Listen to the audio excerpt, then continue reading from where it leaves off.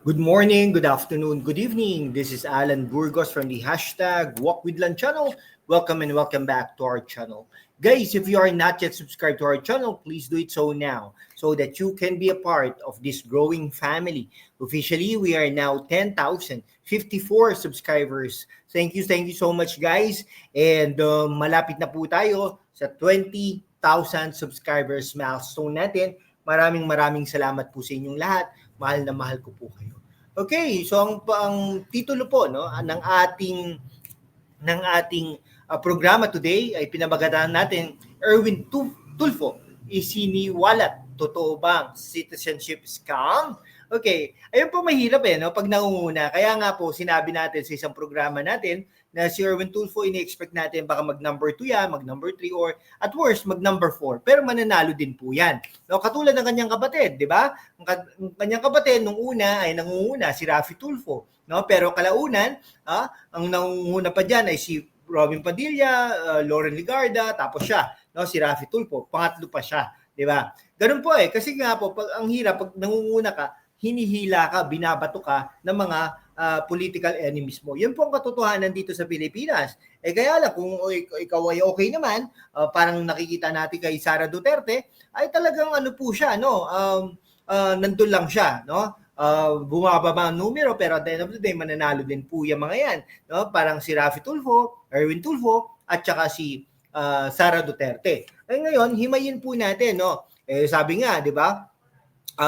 Finick daw niya yung identity niya to obtain keep US citizenship for 20 years. Okay.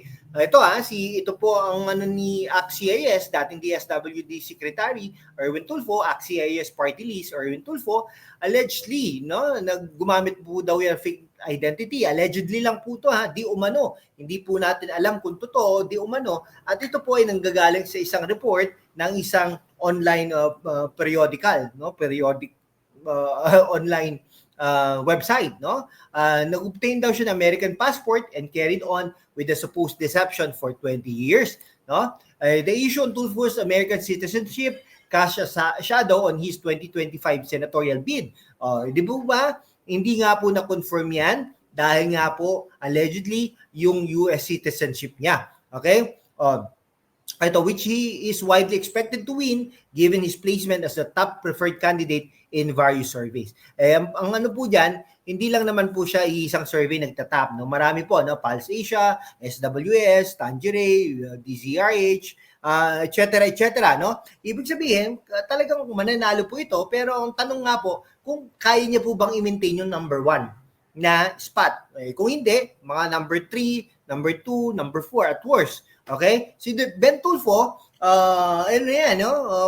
mananalo din yan si Ben Tulfo, pero at worst, number 12 yan si Ben Tulfo. Okay.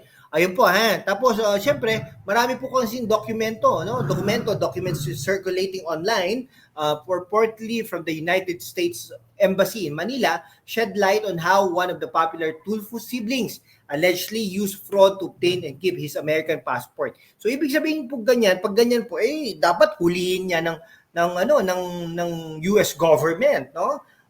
Specifically, ang FBI, fraud pala no? Ibig sabihin, kayang lokohin ng isang Erwin Tulfo allegedly ang US government, no? Itong letter daw na ito allegedly dated October 11, 2022 accused Tulfo of assuming the identity of one Erich Sylvester Tulfo to become an American citizen. An investigation revealed that Erich Sylvester Tulfo, born on December 30, 1965 in Hawaii, is not your true identity. So nagkaroon pala ng identity theft, Ay, naku po. Evidence suggests that you are Erwin Teshiva Tulfo, born on August 10, 1963 in Tacloban City, Leyte, Philippines. Kaya pala close ito sa Erwin Tulfo sa mga Romualdez kasi ipinanganak pala ito sa Tacloban City, Leyte, Philippines na kung saan nire-representa ni Speaker Martin Romualdez yung Tacloban, Leyte na yan. Okay, di ba? Nag-mayor pa ang mga Romualdez diyan sa Tacloban. Okay, kaya rin pala close siya kay Pangulong Bongbong Marcos kasi nga in a way parang parehas po sila, meron po sila mga common friends, etc. No? Tulfo reportedly used the identity of Erich Sylvester Tulfo to obtain his U.S. passport on May 24, 1991. He renewed his passport using the same details twice on August 2001 and August 2, 2021. Grabe 20 years. According to the letter, Tulfo signed a voluntary statement on June 27, 2022 that he was born in the Philippines and obtained his U.S. birth certificate by fraudulent means. O kung fraud pala, hulihin dapat. Tulfo reportedly affirmed that he was born in Tacloban City when he obtained a G2B visa, which is issued a government official traveling to the U.S. on September 14, 2022. Therefore, because you made false statements of material fact on your passport application, U.S. passport number 566-707-1788 is revoked pursuant to that letter, sabi niya.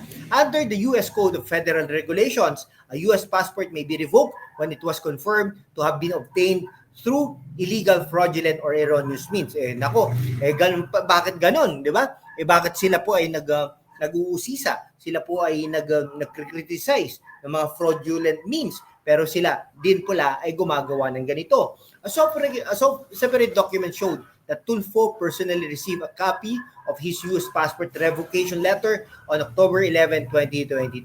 Ito panahon na po ito ng DSWD secretary siya. In 2022, the Commission on Appointments bypassed Tulfo's ad interim appointment as Secretary of the Department of Social Welfare and Development over issues surrounding his U.S. citizenship and libel conviction. Yun naman pala.